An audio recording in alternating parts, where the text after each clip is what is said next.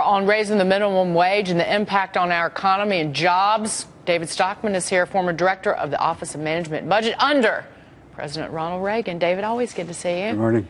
I don't know, that statement from the White House, it seems the Democrats love it raises wages for, 16.5 million people. However, they disagree with the 500,000 jobs lost. And that statement, most of the economists who I've talked to and whose work I read, they think that this would kill some jobs. Sure, it'll destroy jobs, but it's just another case of Washington plunging into the complex machinery of a $16 trillion economy and ending up doing more harm than good. CBO itself has admitted 500,000 jobs, and CBO is a redoubt of Keynesian pettifoggery normally. So you got to take that seriously. The fact is, when you arbitrarily raise the price of labor by 40% at the low end of the economy, you're going to encourage capital to be substituted, technology to be substituted, or even people to substitute consumer labor for hired labor. So you go to the restaurant, you'll have an iPad, not a waiter.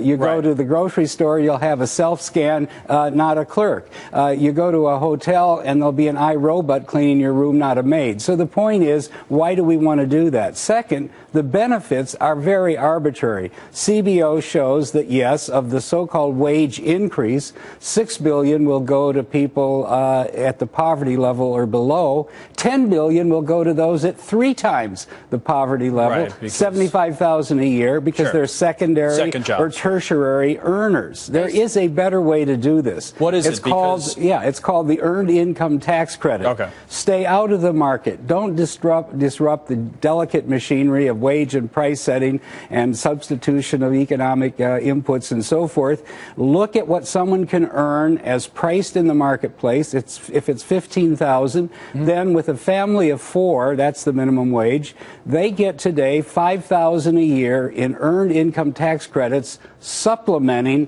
what they're earning in the marketplace. That's the equivalent of $3 an hour. That's already the equivalent of $10 an hour wage in the market plus earned income tax credit. If we need to do more, let's focus on the earned income tax credit, because it's means tested, it's targeted, it can go to the true low income family working hard and not making it in what we have today in the marketplace. To your earlier point, the CBO clearly states many low income workers are not members of low income families, that they're teenagers, for example, or second wage earners.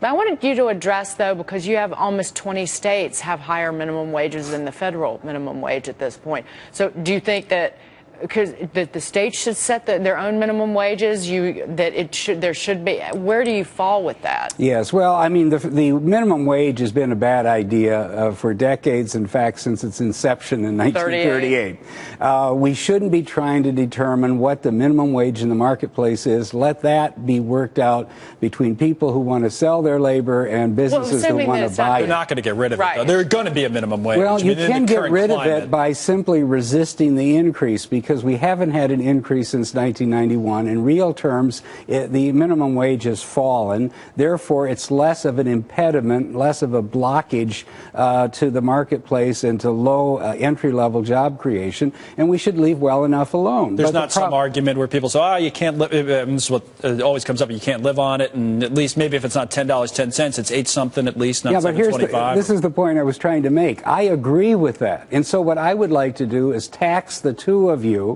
and myself, in order to put money, we're doing $60 billion a year right now, into the earned income tax credit. So someone working a minimum wage job, trying hard, doing their best, but not having skill, can have a decent standard of living because their fellow citizens will supplement what they do for themselves in the market. That's what we should do. And a progressive president, in the White House ought to know that better than anyone else. Taxing rich, tax the more affluent, tax the middle class, help people at the bottom. That's the right way to do it with an earned income tax credit. But even if the federal minimum wage doesn't go up to what I was saying earlier, that you can have the states that can still raise it. So they could offset any benefit that you would get at the federal level. Well, they could, but I think there's a control mechanism there. If one state gets too far out of line, they're going to encourage low entry-level wage work to move to states that don't have such a high rate. Right. So, you know, we're just going down the wrong path here.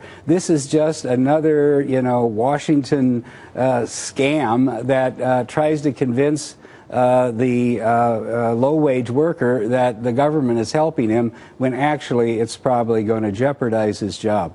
Good to see you, David. Thank you so much. David Stockman. Thank you, sir. Appreciate that.